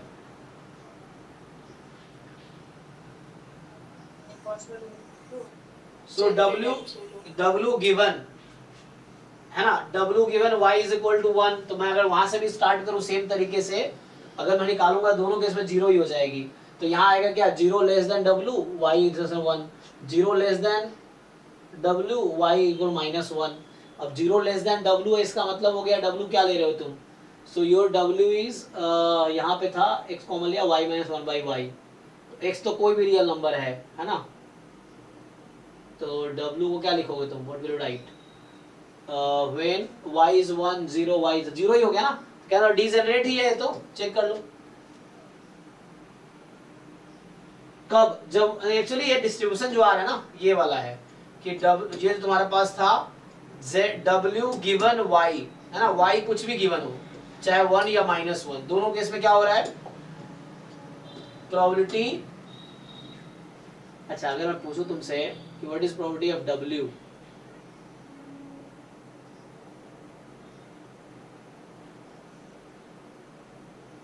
x y y तो है तो 1 है या -1, दोनों केस में 0 ही है वैल्यू, तो क्या ही फर्क पड़ता है, पूरा सैंपल स्पेस कवर हो जाएगा। मैं इस तरीके से प्रूव करूं अगर तो क्या होगा 0 लेस देन W y बराबर 1, 0 लेस देन W तो W मोर देन 0 और यहाँ आ जाएगा हाफ प्लस हाफ, मतलब वैसे तो 0 आ जाएगा लेस देन 0 के लिए और मोर देन 0 के लिए 1 आ जाएगी। तो अगर तुम निकालूं इसको मैं अगर जैसे अगर तुम चाहो तो मैं W का CDF निकालूं पड़ेगी, एट 0 W की प्रोबेबिलिटी 1 हो जाएगी और अदर देन 0 0 रहेगी, ठीक है ना। एक्चुअली W लेस देन 0 है, तुम चाहो तो CDF निकाल कर देख लो W का एट W, तो ये 0 आएगी, तो जब W पॉजिटिव है तो CDF ऑफ W निकाल कर देखो ये 1 आ जाएगी। कहने का मतलब है कि ये डीजेनरेट है, वो दिख भी रहा है कि चाहे E1 हो या E2 हो दोनों मिला के 0 ही है, तो ये डीजेनरेट है, W इज डीजेनरेट एट 0, हाँ डीजेनरेट एट 0 है। तो अब क्या पूछ रहा है आपसे, Z का डिस्ट्रीब्यूशन आ गया, W का डिस्ट्रीब्यूशन आ गया, तो आपसे पूछ रहा है यहाँ पे Z नॉर्मल 0 100 है, सही बात है, Z 0 5 स्क्वायर गलत है, W यही है हाँ कि PMF 1 है, ठीक है, ABC सही है, तो A और C सही है। अब बोल रहा है Z प्लस W बाई 100 का स्क्वायर जो होगा वो का स्क्वायर 1 होगा, तो Z का डिस्ट्रीब्यूशन क्या था, तो W तो 0 है ना हर केस में, तो W को तुम 0 रख दो, W का तो 0 विथ प्रोबेबिलिटी 1 है, तो W इज इक्विवेलेंट टू 0 का ही पूरा मास है इसका, तो W को 0 रख दो, तो Z बाई 10 का डिस्ट्रीब्यूशन क्या होगा, हाँ तो Z स्क्वायर का स्क्वायर 1, ठीक है, तो A है ना C D सही हो जाएगा, क्योंकि W 0 है ना यहाँ पे, तो प्रोबेबिलिटी 1 ही हो जाएगी इसकी।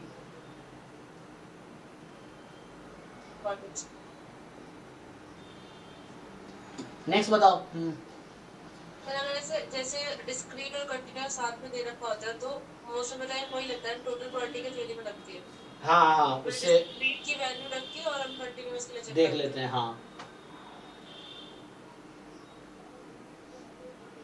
नेक्स्ट बताओ।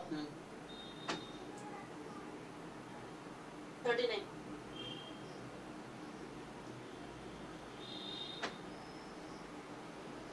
So V1, V2, V3, X1, X2, X3 be the independent and identically distributed normal 0, 1.